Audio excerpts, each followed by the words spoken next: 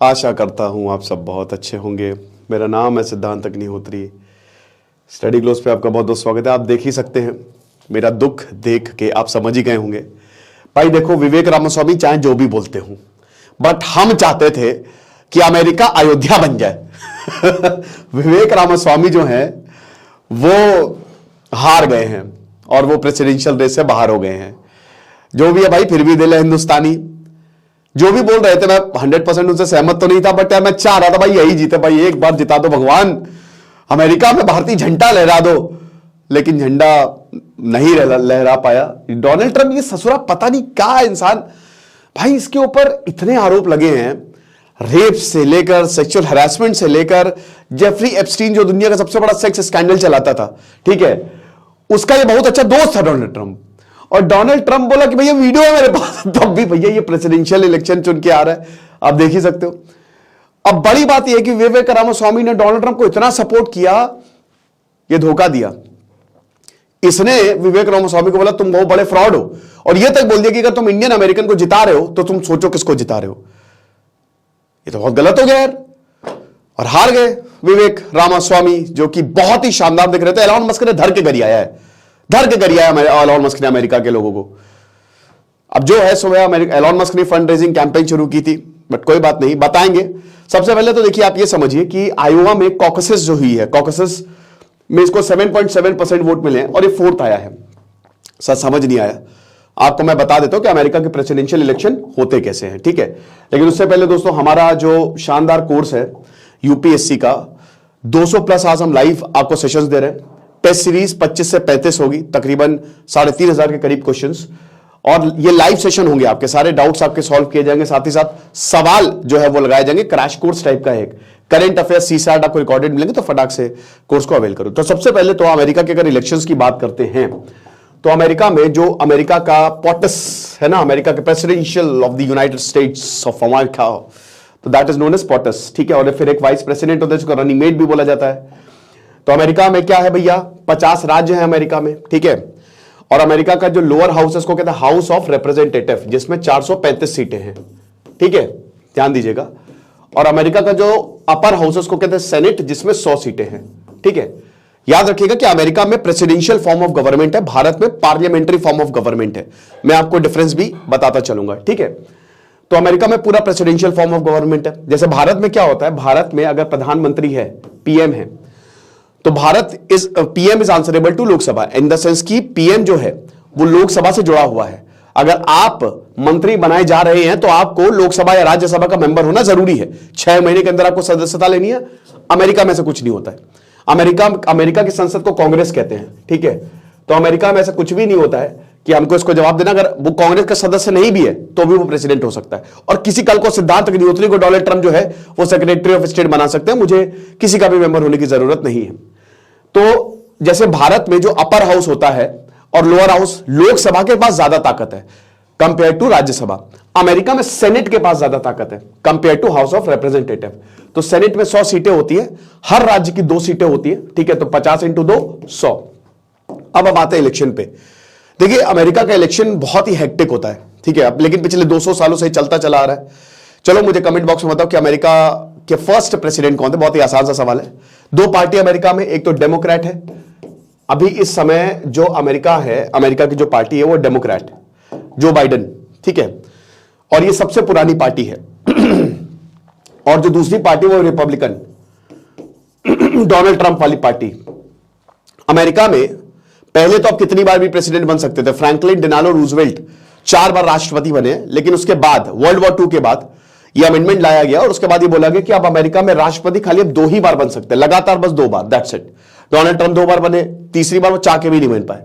George Bush का भी यही हाल था, रोनाल्ड रीगन, बहुत सारे ऐसे एग्जांपल्स हैं। अमेरिका में 4 साल के लिए आप राष्ट्रपति बनते हो, यानी कि जो सरकार का टेन्योर होता है वो 4 साल के लिए होता है, ठीक है ना। और रिपब्लिकन है, इसको ग्रैंड ओल्ड पार्टी भी बोला जाता है, ठीक है। विक्स पार्टी थी पहले, ये अब्राहम लिंकन जो है वो राष्ट्रपति बने। तो डेमोक्रेट तो आपको पता है जॉर्ज वॉशिंगटन के समय से, लो मैंने तो जवाब भी दे दिया सवाल का, सवाल भी नहीं रहा। तो जॉर्ज वॉशिंगटन के समय से डेमोक्रेट पार्टी जो है वो चलती चली आ रही है, ओके। तो ये 2 पॉलिटिकल पार्टी है। बाकी और भी पार्टी है, टी पार्टी है एक तरीके से। अब वो खैर बहुत बड़ी पार्टी नहीं, बट यही 2 पार्टी है जो अमेरिका की पॉलिटिक्स को डोमिनेट करती हैं। तो अब अमेरिका में क्या क्या होता है? अमेरिका में सबसे पहले होता है प्राइमरी। द फर्स्ट स्टेप जो होता है अमेरिका में, 1 साल पहले तैयारियां जो है वो शुरू हो जाती हैं, ठीक है। प्राइमरी और कॉकसेस, ठीक है। किसी राज्य में प्राइमरी होगा, किसी में कॉकसेस होगा। जैसे आयोवा में कॉकसेस होता है, कैलिफोर्निया में प्राइमरी हो गया। अब आप बोलेंगे सर ये क्या होता है? इलेक्शन प्रक्रिया बहुत जटिल है अमेरिका की। कैसे? यहां के लोग डायरेक्टली, इनडायरेक्ट इलेक्शन है प्रेसिडेंट का।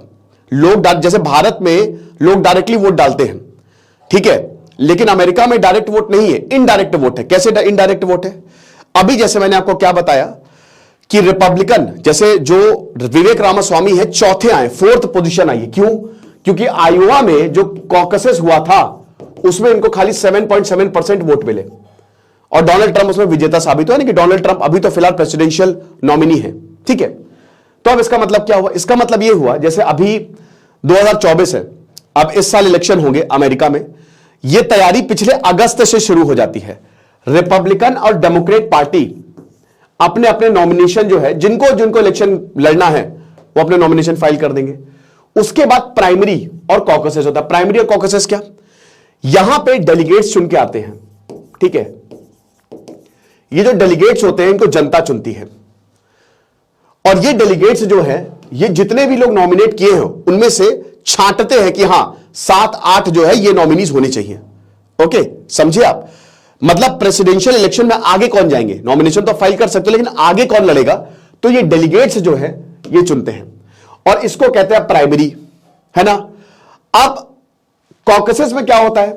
सेम कंसेप्ट है, बस पैटर्न थोड़ा ये डिफरेंट है कि एक हॉल होता है बड़ा सा और उनमें से जो डेलीगेट्स आते हैं वो हाथ उठाते हैं, वोटर्स या डेलीगेट्स हाथ उठाते हैं, ठीक है, कि किसको आपको प्रेसिडेंशियल नॉमिनेशन, तो हाथ उठाएंगे वो और उसके बाद उस हिसाब से वो डिसाइड होता है कि किसको आगे जाना है। तो यहीं पे विवेक रामास्वामी हार गए, यानी कि स्टेप 1 जो प्राइमरी और कॉकसेस होता है उसी में ही हार गए, ठीक है। अभी हम फंड रेजिंग कैंपेन इस सब पे नहीं जा रहे, बस आप इतना समझिए कि इलेक्शन का सबसे स्टेप 1 ही है ये। इसके बाद आप आगे जाते हो, आप जाते हो नेशनल कन्वेंशन में, ठीक है, नेशनल कन्वेंशन में, राइट।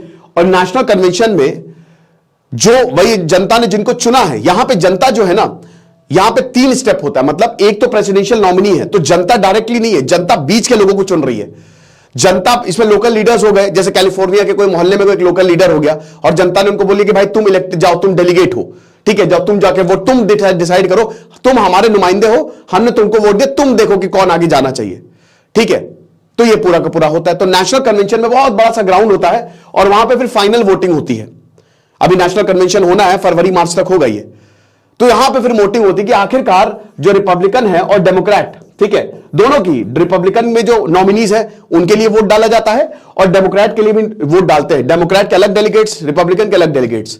तो अब वो वोट डालते हैं कि फाइनल कौन चुनाव लड़ेगा, प्रेसिडेंशियल नॉमिनेशन कौन होगा, समझ रहे हो। अब प्राइमरी कॉकसेस में 3-4 लोगों को चुना जाता है और फाइनल नेशनल कन्वेंशन में मेन को चुन लिया जाता है कि भाई ये हमारे लिए, हमारे पार्टी का ये होगा प्रेसिडेंशियल नॉमिनेशन, ये प्रेसिडेंट की तरफ से लड़ेगा, समझ रहे हो। तो फाइनली आखिरी में 2 बच जाते हैं, एक होता है रिपब्लिकन की तरफ से और एक होता है आपका प्रेसिडेंट, ये डेमोक्रेट्स की तरफ से। और इसी में वाइस प्रेसिडेंट भी, रनिंग मेट जिसको बोलते हैं, आपको वाइस प्रेसिडेंट के लिए भी वोट डालना होता है। तो सबसे पहले आपका प्राइमरी और कॉकसेस होता है, ठीक है, और उसके बाद आपका आता है क्या, नेशनल कन्वेंशन। फिर आपके इलेक्टोरल कॉलेज होता है। अच्छा, इलेक्टोरल कॉलेज एक बहुत इंपॉर्टेंट चीज है। अब इलेक्शन होते हैं, है ना, इलेक्शन होते हैं, बट ये इलेक्शन जनता इलेक्टर्स को चुनती है, समझ रहे हो। जनता इलेक्टर्स को चुनती है जिसकी संख्या लगभग 538 के करीब है टोटल। ये इलेक्टर्स कौन होते हैं? ये इलेक्टर्स जो है वो प्रेसिडेंट को चुनते हैं। आप समझ गए क्या? बहुत खिचड़ी पकड़ी यहां पे। जनता जो है, जनता ने डेलीगेट्स को चुने ही चुना, साथ ही साथ वो इलेक्टर्स को भी चुनेगी। जब मेन इलेक्शन डे होगा ना, तो जनता इन्हीं इलेक्टर्स के लिए वोट डालती है और ये इलेक्टर्स फाइनली जब मेन इलेक्शन होता है दिसंबर में जो होता है, यही इलेक्टर्स जो होते हैं वो फिर प्रेसिडेंट के लिए वोट डालते हैं कि आखिरकार रिपब्लिकन और डेमोक्रेट में कौन प्रेसिडेंट बनेगा, ठीक है। अब इसमें एक और चीज आपको बता दूं कि इसमें वोटिंग कैसे होती है। ये इलेक्टर्स के लिए, देखिए यहां पे ध्यान से समझिएगा कि जब वोट डाला जा रहा है तो भले ही इलेक्टर्स जो हैं वो खड़े हैं किसकी तरफ से, वो पार्टी की तरफ से, लेकिन जब भी वोट जाता है, जैसे मान लीजिए कोई डेमोक्रेट का इलेक्टर है, अगर उसको जनता वोट डाल रही है तो याद रखिएगा कि वो जो बाइडेन के लिए वोट डाल रही है, यानी कि वोट उन्हीं को ही जाएगा, भले कोई भी खड़ा हो, लेकिन वोट जो है वो मेन इंसान को ही जाता है। और उसमें एक और चीज होती है, विनर टेक्स ऑल, ये बड़ा अजीब सा कंसेप्ट होता है वहां पे कि जैसे मान लीजिए किसी की 50 सीटें हैं, ठीक है, और इसमें से 30 जो है वो डेमोक्रेट को मिली और 20 जो है वो रिपब्लिकन को मिली। डेमोक्रेट जीत गए तो 50 के 50 सीटें डेमोक्रेट्स को चली जाती है। इसमें बंटवारा नहीं होता, जैसे भारत में बंटवारा, तो बंटवारा नहीं, विनर टेक्स वो सब कुछ ले लेता है। अब उसके बाद यही इलेक्टर्स फिर उसके बाद प्रेसिडेंट को चुनते हैं और फाइनली प्रेसिडेंट जो है वो शपथ लेता है, इनॉग्रेशन सेरेमनी होती है।